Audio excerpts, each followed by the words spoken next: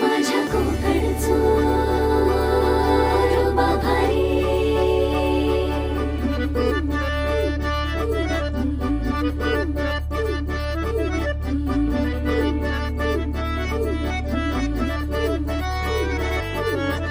कोकणचो